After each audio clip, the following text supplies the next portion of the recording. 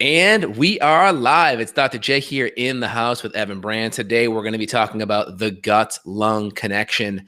This is really important. Lung health today is very important. We have to get good oxygenation. We have to make sure inflammation from different microbes in the environment, whether it's allergens or infections, we have to make sure that we're able to still breathe and transfer oxygen, even with those stressors in the environment. We're going to talk about how the gut is connected to that and how inflammation in the gut can be bidirectional and can affect the lungs as well. So let's dive in. Evan, how are we doing today, man? Hey, doing really well. Starting this thing off, I was looking at some papers this morning. I told you this was just too important for us not to cover. So in the Journal of Immunology from this year, 2021, I'm just going to read you one really big thing here, which is the fact that intestinal dysbiosis is associated with increased mortality in respiratory infections due to an exacerbated inflammation and decreased regulatory or anti-inflammatory mechanisms in the lungs and the gut. And they say here, pointing to this important relationship. So this was actually the first time I've heard, you and I've been talking about stuff for years. I mean, we've done between us both close to 1,000 podcasts, and we've been talking about the gut brain axis. We've talked about the gut thyroid axis. We've talked about the gut skin axis, but I don't think we've ever hit on the gut lung axis. And so this paper is just really reviewing the literature on this, and it's absolutely incredible because guess what?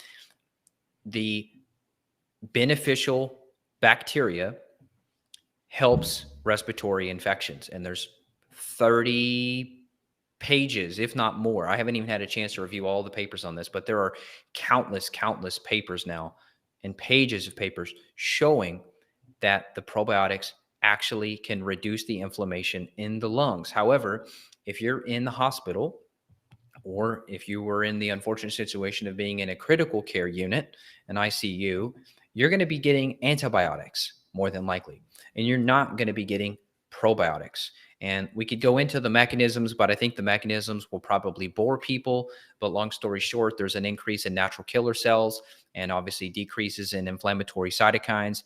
And there's many other mechanisms. But long story short, probiotics are absolutely amazing. And we know that the antibiotics that you're going to get in these situations are going to do the exact opposite. Absolutely. Here's a great study here. I know we're kind of referring off some of it. I'm going to share my screen here with the audience. Everyone can see it. All right. Let me know if you guys can see this here. I'm going to pull this up here so you guys can see it. All right. Can you see my screen there? All right. Awesome. All right. So off the bat, right, one of the key driving factors of lung inflammation is going to be dysbiosis, right? Why is this? A lot of this has to do with the fact that bacteria, 80% of the immune system's in the intestinal tract, right? You have some in the GALT, which is going to be the gastric associated lymphoid tissue that's in the stomach right here. And then you have the MALT, which is the mucosal associated lymphoid tissue. So the mucosal, that'd be the intestine. So the small intestine's in the middle here, and then the peripheral on the outside is the large intestine. And so a couple of the big things that you're going to see is when the immune system is overactive, one of the first things the immune system does when it's overactive is it actually creates inflammation, right? Part of inflammation is vasodilation, so it can bring the immune system, the immune cells there to help fight it off. Think if you get bumped in the eye, what happens to the eye? It gets swollen, right? And so you create this low grade of inflammation, which is part of how the immune system works. The problem is, most of that inflammation that we're seeing in people, it's not a, oops, I bumped my elbow, it's gone in a day or two. It's a chronic low grade inflammation. And so you can see when we add in things like probiotics over here, right? Probiotics do a bunch of different things. They regulate the Th1, the Th2 immune cells, right? So Th1, Th2, right? That's going to be the natural killer cells on the Th1 side versus the antibodies on the other side. And so we have this balance between helper and natural killer on the one, and then we have the antibodies on the two. And so we have this good balance. And if we have it out of kilter, like let's say we have higher Th2, you may see more allergies and things like that, which can obviously stress out the lungs. And obviously, if we have some kind of an infection in the lungs, we want good Th1 modulation, because if the Th2 is really high, the Th1, those natural killer cells are going to be lower. And so you can see Obviously, it's going to express several viral defense genes. It inhibits various cytokines and chemokines. So the chance of you having, what's the expression they call it here? It's the inflammation after a virus kind of comes in and ravages the lungs. Like a cytokine storm. Yeah, cytokine storm. And so this really helps modulate the imbalance in cytokines after the fact, right? And obviously it's going to modulate immunoglobulins. That's your antibodies, your IgG, IgA, IgM, IgG. And then it's going to modulate your innate and your adaptive immune system. And obviously it's going to help with the allergenic, anti-allergenic properties. So that's going to be a Th2 stimulator. So you can see it's going to really help modulate this here. And again, this article doesn't even really address it, but if we don't have good gut absorption of, let's say, vitamin A or vitamin C or vitamin D, right? If we don't have good absorption in the gut, then obviously all those nutrients play a major role in modulating the immune system too. Any comments on that, Evan? Yeah, well said. So I'll take it a step further. We see all sorts of dysbiosis, bacterial overgrowth, candida, parasites, worms, gut inflammation coming from the diet. You alluded to the malabsorption. So let's say you're giving someone X amount of zinc. Let's say you're giving someone X amount of quercetin and vitamin D and vitamin C, and you're thinking that you've got a good protocol. Well, we talk about this all the time. It's not really about what you eat or what you take. It's about what do you actually digest, what do you absorb, and what do you assimilate from that. So the problem is I have firsthand experience now with some really, really intense medical cases. We'll just leave it at that for now. And this particular person has been getting vitamin C in a crushed up tablet form, when in reality, we should be getting IV vitamin C. So it's not just about what you get, it's how you get it, it's how much you get it, it's about how much you get from what you're taking. And there's a lot of issues. And if you say you're getting 2 grams orally in a crushed up low quality form, we know that vitamin C in general, we see it low all the time on organic acids testing. Maybe you're getting 1/10 of that. So you're really just not going to get the therapeutic amount. So a lot of people I find are either being fairy dusted or they're fairy dusting themselves because they're putting so much hope into the products they're taking, and they're just not getting much from that due to these underlying issues with the gut. And you and I have beat the drum on the gut for freaking 10 plus years now, and we're still having to beat the drum on the gut. But I hope that you feel as good as I do about all the work we've done, because we know that everything we're doing with the gut is improving people's responses, so that if they do get exposed to something, they're going to have a much, much healthier, better response to it. 100%. I want to show one more article up here, if you don't mind. We're trying to incorporate some of these new systems here. People can kind of see what's happening with some of the articles that we're looking at while we go live. I think it should be helpful. All right, so this one thing I wanted to post here.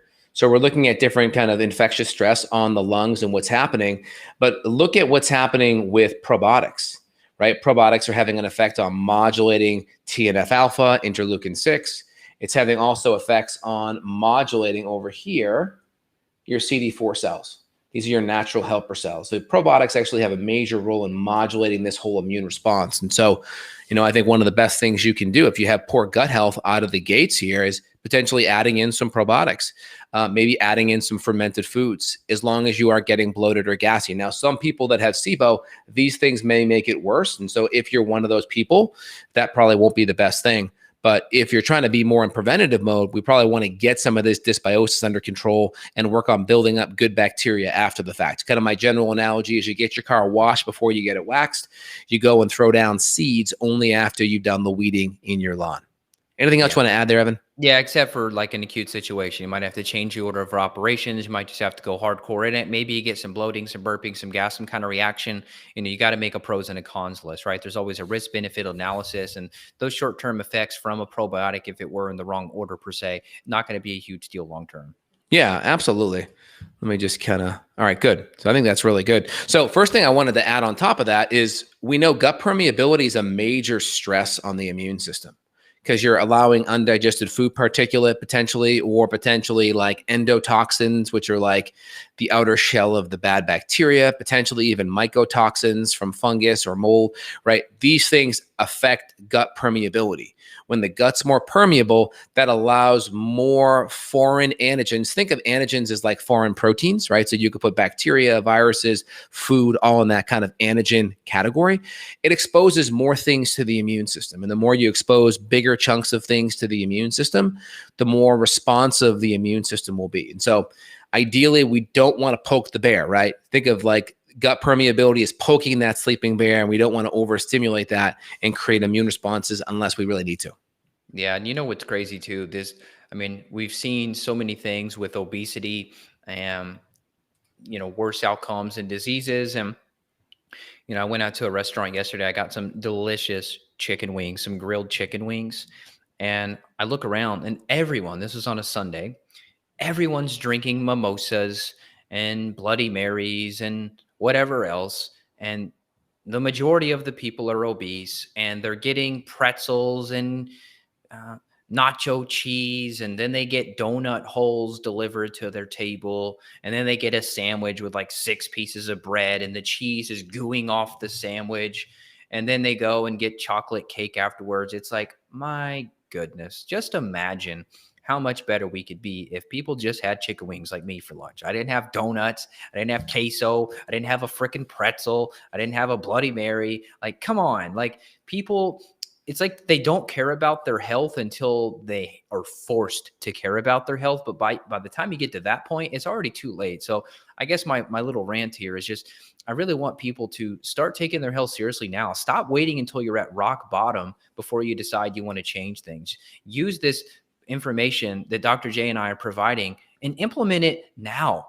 Like, people listen, and then the implementation is just not there. I really hope people implement the stuff you and I talk about. 100%. So, I mean, out of the gate, I mean, of course, you may have caught people on a bad day. Maybe they're 90%, good, 10% off, and you caught them on their cheat day, right? But odds are that's probably not the case. But we have patients that are really good and may have a bad day every now and then. So, hey, fine. If you're doing great and you're on point and you're in great health and you want to cheat every now and then, I always recommend try to choose the least damaging cheat possible, right? That probably isn't the best example of that. But in general, food plays a major role, right? Because food's going to have the nutrients to run your immune system, right? Our fat soluble vitamins are antioxidants, zinc, magnesium, selenium, all play major roles with the immune system. Our antibodies are made from protein. So if you're not getting and digesting good protein, you're not going to be able to make good antibodies for your Th2 immune response. And then obviously, if you're eating a lot of inflammatory food, the more omega-6, the more you stimulate your prostaglandin E2, that's more the inflammatory side, the more you're going to have unprovoked immune responses, and you're just going to be chronically inflamed. And then you may have this cytokine storm thing we talk about because you don't have good balance to your immune system. And so also on top of that, right, we know how much carbohydrate, especially refined processed carbohydrate, it feeds a lot of bad bugs. So if you have a lot of fungus overgrowth, yeast overgrowth, bacterial overgrowth, these bugs prefer the refined processed foods, right? It's going to just be easier to digest, easier to feed them. And so you're going to create overgrowths like that. And these bad bugs obviously produce other types of toxins in your body, right? Bad bugs eat your nutrients and poop. And then versus eating your poop and producing nutrients, right? Bad bugs take the nutrients you're eating and they'll produce more toxins and endotoxins and different metabolites, lithocolic acid, etc., versus producing B vitamins, producing vitamin K, producing different beneficial acids that prevent the colon from overgrowing, right? Probiotics, acidophilus literally translates to acid loving. And so good probiotics actually produce and lower the pH in the intestinal tract, which actually makes it harder for bad bugs to grow, right? Bugs tend to prefer a more alkaline type of environment to actually grow in the lower intestines. That's a great point. I don't think many people know that about acidophilus. I'm glad you broke that down simply for people, that you actually want this lower pH environment, because that's not really a place for these pathogens to thrive, versus when you're on proton pump inhibitors, for example, right? Acid blocking medications, or if you've got an H. pylori infection, you're going to have that higher pH. You're going to have that more alkaline gut. And then that's where things really get into trouble. I mean, you and I think we've done a whole podcast on this, but the brief spark notes are lower stomach acid, age, stress, not chewing your food. That's going to increase malabsorption and feed the bugs too. So this, once again, goes back to the same thing we've said 100 times. You get your gut tested, figure out if you've got this overgrowth going on. Don't wait until you're in a critical situation. We got to get your gut fixed now. Think of working on your gut as preventative medicine. How revolutionary is that? Yeah, absolutely. And then also when you consume too much carbohydrate, we talked about how you're going to feed the bad bugs. We talked about what the bad bugs do in regards to impeding nutrients, adding more toxins, right? Pooping poop, right? Um, there was one more thing I wanted to kind of highlight on that realm. We talked about the gut permeability and the overstimulating the immune system. Also, high levels of carbohydrate, glucose looks very similar molecularly to vitamin C. And so you have these macrophages, these little Pac-men and Pac-women that go along in the lymphatic system and in your bloodstream. They gobble up bacteria, gobble up viruses, gobble up crud. Vitamin C kind of docks on that macrophage and kind of supercharges the macrophage so it can gobble things up more. Guess what? Glucose can actually come in there and dock on that macrophage, and it can decrease the macrophage's ability to gobble things up. Now, in the literature likes to make things confusing. So there's kind of like two sets of language. There's like the lay language, right? Where we're kind of communicating it in a way that everyone gets it. In the literature, they'll call it the phagocyte index, right? phagocytes. So phagocyte with a pH, all right? So go on PubMed, type in phagocyte index, and you'll see that's the macrophage's ability to gobble critters and bacteria up. And so if we decrease the phagocyte index, it's going to be they're not going to be able to gobble things up as much. And so this is really important. And so high levels of glucose, high levels of insulin, which again, glucose and fructose stimulate insulin production, right? And so you're going to have less gobbling of your Pac-men and Pac-women in your bloodstream to be able to control these critters. That's crazy. Okay, so you're saying if I'm in the hospital and the nurse or whoever brings me my lunch, which I saw when my grandmother was in the hospital a couple years ago for heart issues, you know what they brought her for lunch? It was this little like packet of peanut butter, which was corn syrup and like peanuts. And then I think it was probably a piece or two of bread. And then it was a little jelly packet. And guess what that was? Corn syrup and like fake artificial flavor and purple dye and whatever else. So you're saying that's not the optimal diet for good macrophage. I guess you would call it bug eating per se. No, one, it's going to feed a lot of dysbiotic bacteria. Two, it's going to decrease the phagocyte index, so your body's ability to gobble up the bacteria and such. And then I would say on top of that, the more insulin resistance you have, because how it works is, right? You take in glucose, you take in fructose, right? When there's fiber attached to it, it actually decreases glucose and fructose's damage, i.e. like if I consume some fructose from blueberries, one, there's a bunch of antioxidants with the blueberries, a bunch of different quercetins and bioflavonoids and vitamin C on that. There's also fiber. So fiber kind of blunts the effects that you may get from fructose when you consume things like in form of blueberries or strawberries. But when you consume fructose without the fiber, i.e. high fructose corn syrup, right? Or table sugar, which is sucrose. Sucrose is fructose and glucose. High fructose corn syrup is just like 55-45 fructose to glucose, where table sugar is half and half, right? When you consume it without the fiber and out the nutrients, what happens is the body says, okay, we got to go store it in the liver. So the first place it goes to dump that fructose is store it in the liver. Once the fructose sources are done there, it can't store it anymore. It starts to convert it to fat. And then once the liver starts getting fatty, all this fructose just hangs around in the bloodstream and it's creating all this oxidative stress.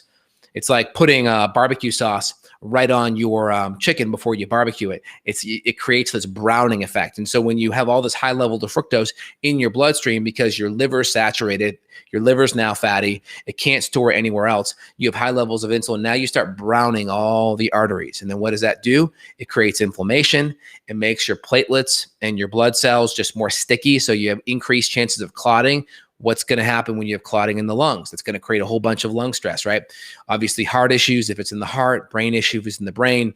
And so if we can get the fructose and the high levels of insulin down, one, that's going to help blood flow. It's going to decrease your oxidative stress reserves. And so when you have high levels of oxidative stress, what does that do to your needs of vitamin E and vitamin A and vitamin C? It increases it because your body's having to put out these fires, and think of these antioxidants as like the fire extinguisher. So it's wanting to use all these antioxidants. And of course, the fuel that feeds a lot of this stuff is going to be high sugar and crap that also feeds the bacteria, which then makes the immune response worse. So you can see all these things, they kind of compound on each other, one after another.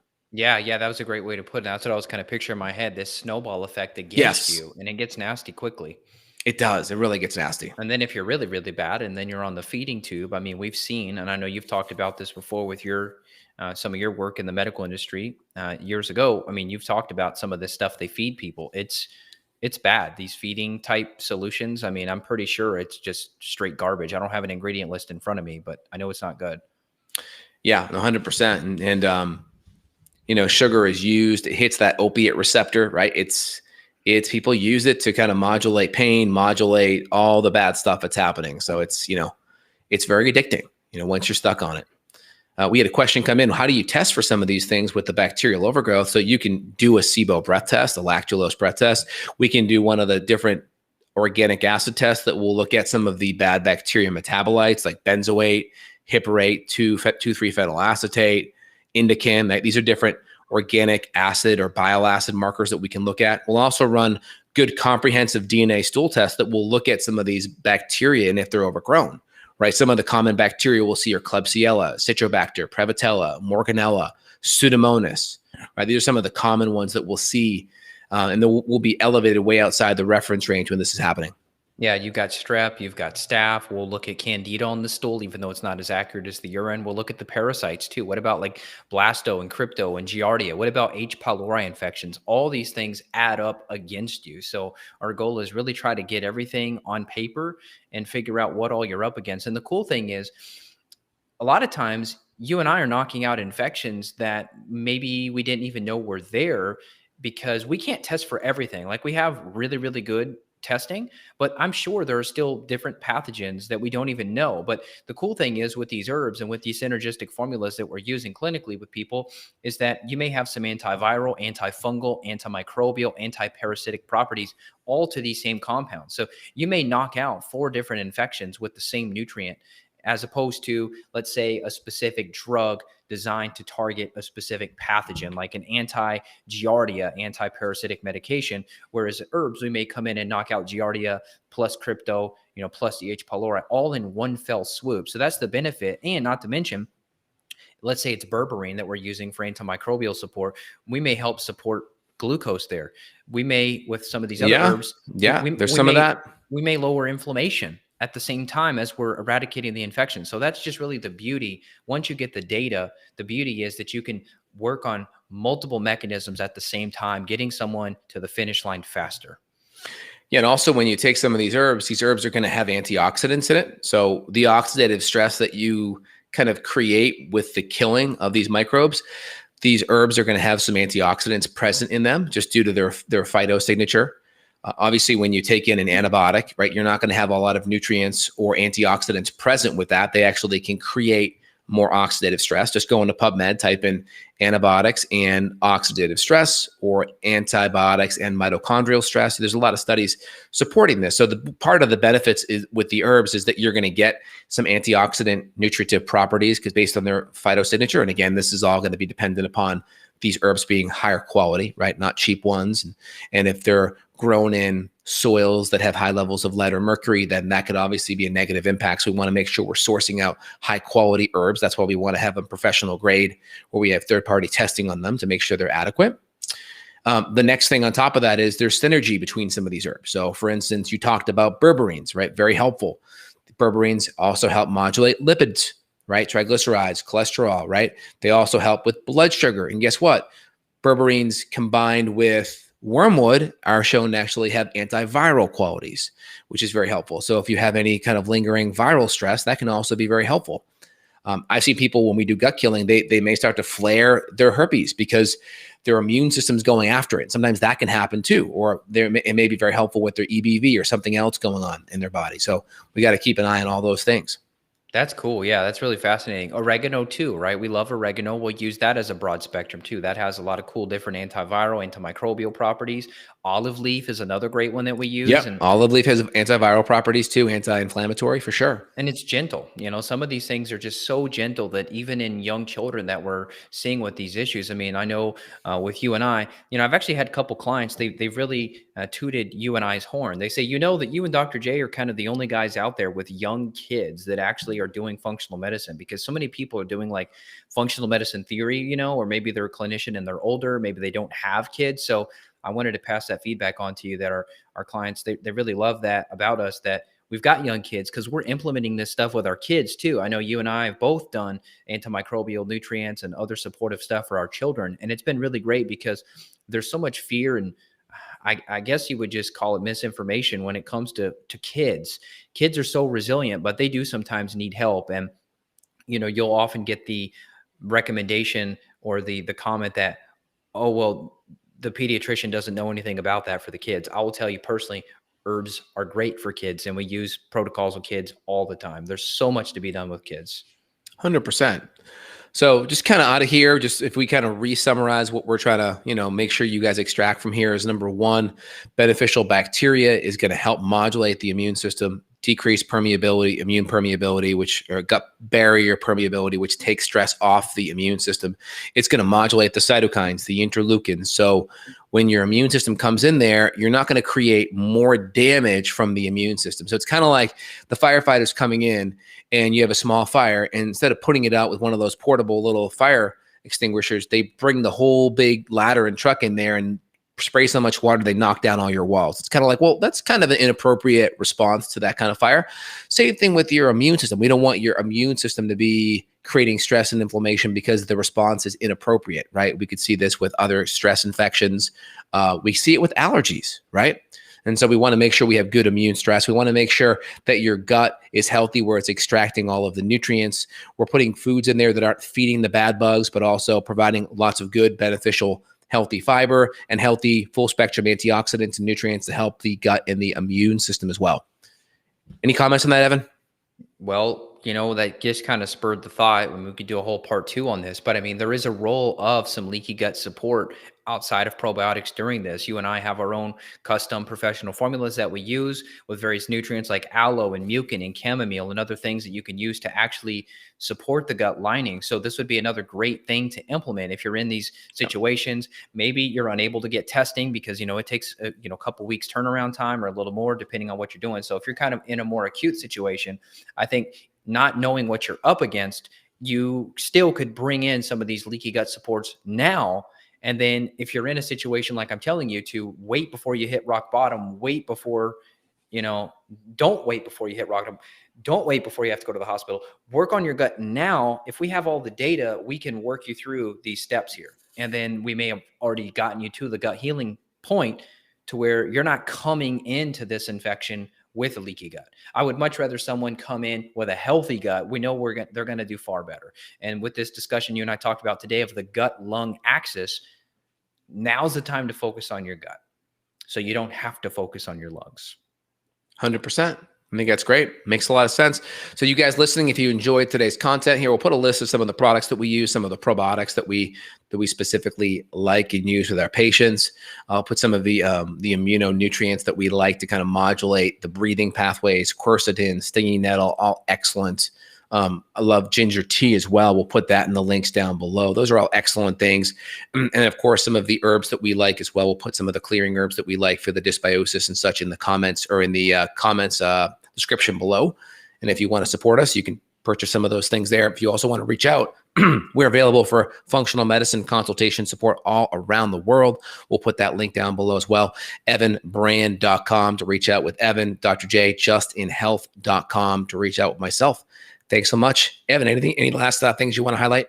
No, that's it. If people need help, feel free to reach out. We're here for you. We'd love to help you do an overhaul. You know what I mean? If we got to look at your system, let's look at your system. Please reach out if you need help. Dr. J at justinhealth.com. Me, Evan, evanbrand.com. We'd love to help you, and we're here for you. Awesome. All right. Have a good one, everyone. Take care. Bye now. Take care. Bye-bye.